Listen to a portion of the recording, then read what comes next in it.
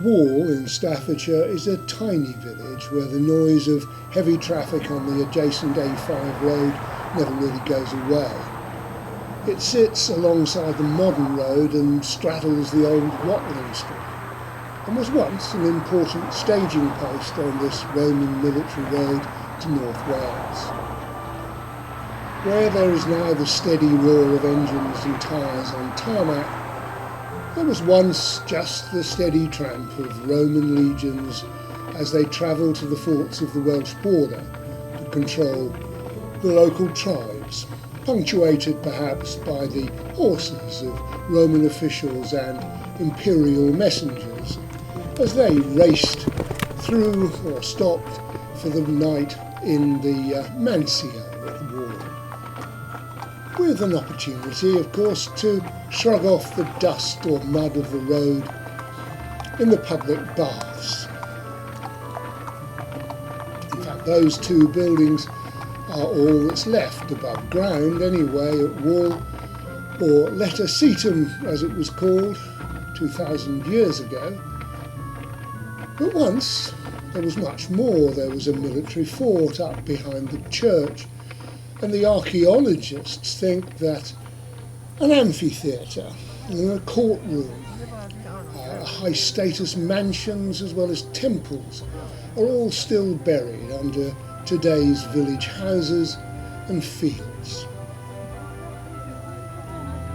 Indeed, many historians suggest that the Battle of Watling Street, in which the 14th Legion finally crushed the revolt of the Iceni tribe led by Boudicca, actually took place near here. So this wasn't just an ancient motorway service area with facilities better than any of the modern equivalents, of course. Once the fort was built, a small town sprung up around it, and especially after Watling Street got a major upgrade in the late 1st century. And the Roman road of Ricknell Street was built a few decades later, crossing Watling Street at Letocetum, making it a crossroads town. Today, those centuries of importance have drifted into the mists of time, and all that's left for us to wonder at are the remains of an inn for travellers and the public baths. But what modern town can offer what Letocetum offered? Smart public baths with a sequence of cold, warm and hot rooms, all controlled by a sophisticated central heating system, and with an exercise hall for all those cardio exercisers, and a Mansio providing rooms, stabling, food and drink. And the Mansio at Letocetum was focused around a rather lovely central open courtyard with a formal garden and a gallery on the first floor.